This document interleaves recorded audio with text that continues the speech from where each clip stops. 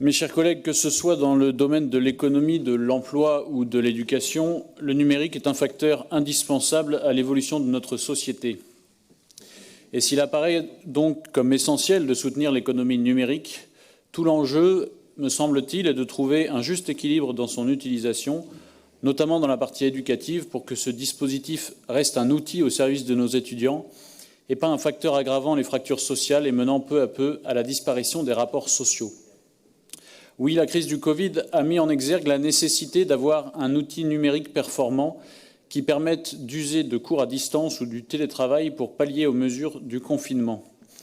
Elle a notamment mis en évidence les fractures territoriales qui existent en la matière à l'échelle de la Nouvelle-Aquitaine. Mais elle a aussi démontré que ce confinement et cette distanciation physique imposée pendant de longues semaines ont aggravé la crise de solitude déjà bien à l'œuvre en France.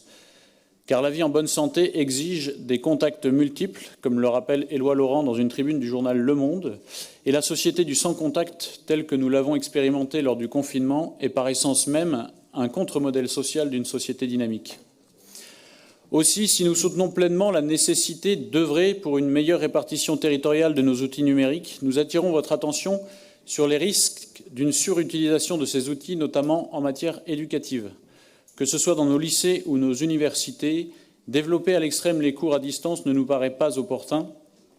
De nombreux témoignages d'ailleurs d'étudiants durant la période du confinement et même depuis la rentrée 2020 vont dans le même sens. Faute de travail en groupe, faute d'interaction directe avec leurs enseignants ou entre étudiants, faute de contact physique au sein des établissements scolaires, beaucoup d'entre eux expriment des difficultés à être performants dans leur apprentissage. Sans parler des fractures sociales que l'apprentissage à domicile crée inéluctablement entre des jeunes issus de milieux favorisés qui peuvent s'appuyer sur leurs proches pour assimiler leur programme et les autres laissés à eux-mêmes. C'est le risque d'un système éducatif qui s'appuie sans doute beaucoup trop sur le numérique, car écrire, comme c'est le cas dans la délibération, que la fracture numérique a amplifié la fracture éducative est un aveu assez inquiétant de l'échec de notre éducation nationale. Nos parents et nos grands-parents suivaient à leur époque des cours avec un livre et une règle à calcul, sans écran, sans numérique, sans Internet. Et pardonnez-moi, mais ils n'étaient pas plus bêtes que nous. Bien au contraire, et leur connaissance à l'examen du bac était pourtant plus importante que nos lycéens aujourd'hui. Et si dans sa philosophie globale, cette délibération va donc dans le bon sens, le manque de détails en matière de vision à long terme et d'incidence financière nous amène à nous abstenir sur ce dossier. Nous voterons au cas par cas les délibérations proposées en commission permanente. Je vous remercie.